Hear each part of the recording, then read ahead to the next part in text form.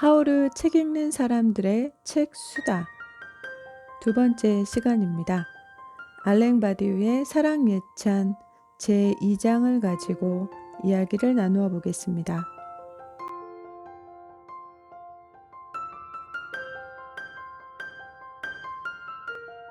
이 장의 제목은 철학자들과 사랑입니다. 모든 사람들이 각자 자신의 이익을 추구하는 오늘날 사랑은 과연 가능한가? 라는 질문을 던지면서 철학자들과 사랑에 대해서 이야기하고 있습니다. 어떻게 생각하시나요? 사랑은 가능합니까? 자신의 이익을 추구하는 것이 아닌 사랑 말이죠. 아니면 그런 사랑은 없는 걸까요? 사실 철학자들의 사랑에 대한 개념은 매우 복잡한데요.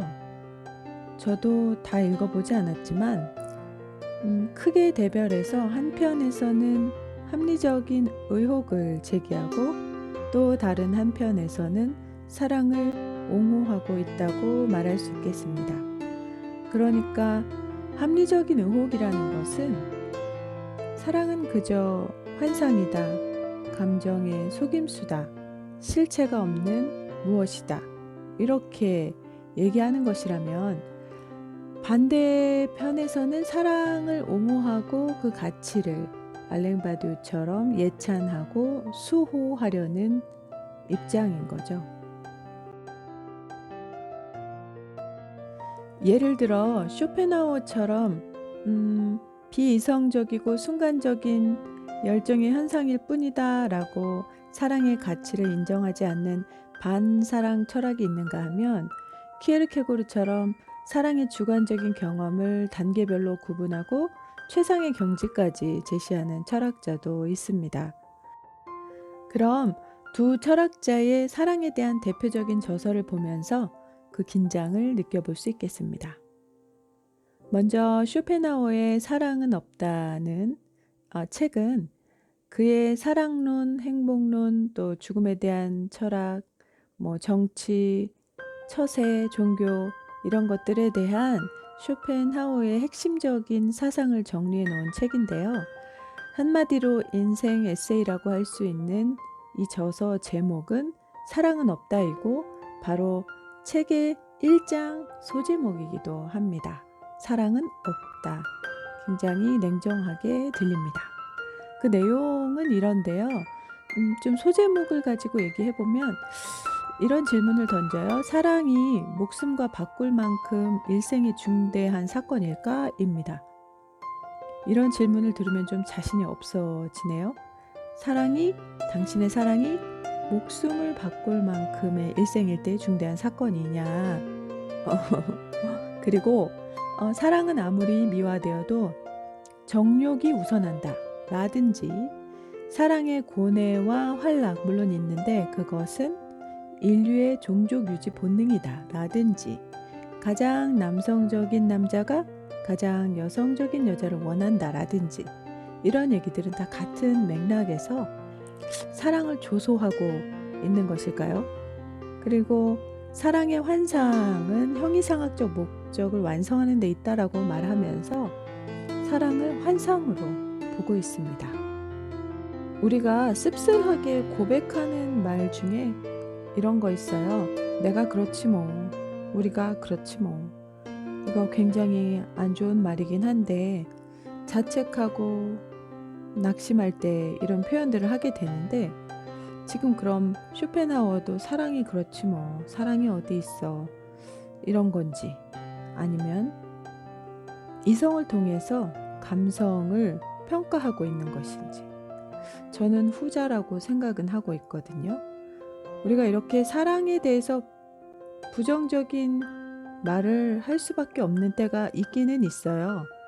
세상이 나를 속였다고 생각할 때, 사랑에 실패했다고 느낄 때.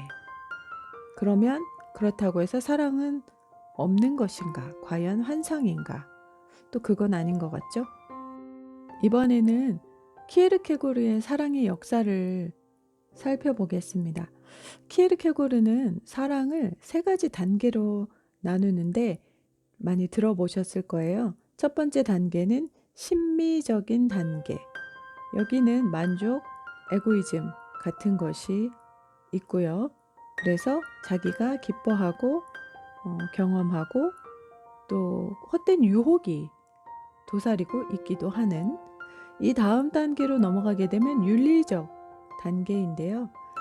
이때는 사랑 안에 고유한 진지함이 있고 또 맹세가 있습니다.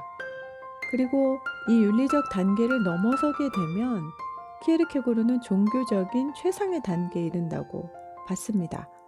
그가 이 최상의 단계에 이르는 매개로 말하고 있는 것이 좀 흥미로운데 그것은 결혼입니다. 그래서 키에르케고르는 결혼을 어떤 사회적 관계를 강화하는 게 아니라 신실한 사랑을 본래의 제 목적으로 향하게 하는 그 무엇이다. 그러한 신실한 매개다라고 보았습니다. 물론 오늘날 조론이 있고 유럽 사회에서는 우리가 생각하는 결혼과 또 다른 방식으로 결혼 없이 부부로서의 책임과 또 각자의 삶을 존중하는 그러한 병행을 시도하는 새로운 삶의 모습들도 보이는데요. 이러한 결혼은 사회적인 관계죠. 그런데 지금 키에르케고르가 말하고 있는 것은 사랑의 최고의 단계로서의 결혼을 말하고 있습니다. 이러한 의미가 포함된 제도로서 관계로서의 결혼이 가장 이상적이겠죠. 어쨌거나 키에르케고르는 신약 성서에 나오는 사랑에 대한 성구를 좀 인용하면서 자신의 체험을 바탕으로 사랑의 의미를 말하기 때문에 그리스도인들에게 공감이 되는 부분이 좀 많은 것 같아요. 예를 들어서 사랑은 율법의 완성이다. 사랑은 많은 죄를 덮어준다. 사랑은 자신의 이익을 구하지 않는다. 이런 익숙한 표현들이고요. 또는 사랑은 언제까지나 존속한다. 사랑은 사랑을 찬양한다. 라는 사랑에 대한 예찬도 있습니다. 흥미로운 구절 중에는 그가 사랑은 그러면 어디에서 자리하고 있고 어디서 찾을 수 있느냐. 분명히 내 안에서 나온 것인데 어디 있을까요? 어디로 가면 내 사랑의 근원지를 만날 수 있을까? 사랑의 역사 20쪽에 있는 본문을 좀 소개하면요. 사랑은 어디서 오며 사랑의 원천과 근원은 어디에 있을까? 확실히 그곳은 숨겨져 있으며 숨겨진 곳에 있다. 인간 안에는 가장 심오한 곳이 있다. 그러면 심오한 그곳에 있나 보다 하는데 그러나 그대가 그 어느 줄기를 더듬어 올라가며 파헤쳐 보아도 사랑에 숨겨진 그 시초에까지는 다다르지 못한다. 결국은 신비 아래 두었습니다. 그러면 알랭바디우는 어떤 입장에 있을까요? 너무 자명하죠? 알랭바디우는 합리적인 의혹보다는 사랑의 옹호의 측면에 서 있습니다.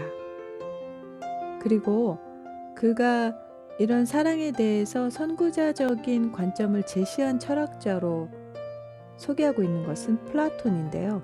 플라톤은 사랑에서 이데아로 접근이 가능하다라고 말을 했거든요.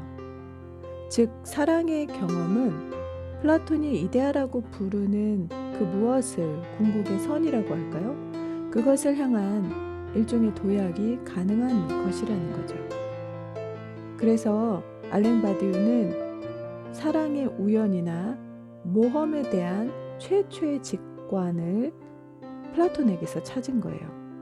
알랭바디우가 주장하고 강조하는 사랑은 사건이고 우연성이고 모험인데 이것은 첫 번째 장에서 보았던 그렇게 같이 환산할 수 없는 안전하기 위해서 하는 것이 아닌 사랑의 모험에 대한 얘기인 거죠.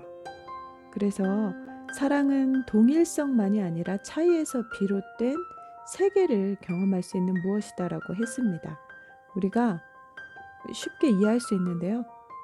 나랑 비슷해서 사랑하는 거 아닌 것 같아요. 차이.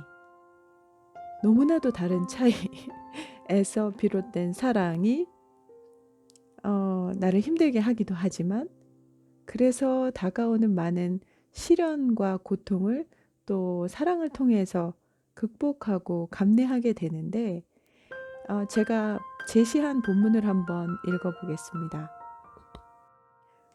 알랭바디우의 저서 27쪽인데요. 사랑은 서로의 이익만을 챙길 단순한 교환처럼 인식되지 않으며 미리 수익성을 기대하고 진행되는 투자처럼 장기간 계산되는 것도 아니므로 교환도 사랑이 아니고요. 투자도 기대도 사랑이 아닌 거네요. 그러면 사랑은 진정 우연으로 인해 발생한 믿음이라고 할 수 있습니다. 우연한 사건이 우리 사랑의 시작이었네요. 사랑은 차이에 대한 근본적인 경험을 만들어내는 지점들. 오늘도 어제도 그제도 많이 경험을 하셨을 것 같아요. 차이에 대한 근본적인 경험들 날마다 새롭죠. 예컨대 차이의 관점을 시험할 수 있을 것이라는 사유 안으로 우리를 데려갑니다. 라고 말하고 있습니다. 알랭바디우는 계산되지 않은 교환이나 투자가 아닌 우연으로 인해 발생한 믿음이라고 사랑을 보고 있는 것 같습니다.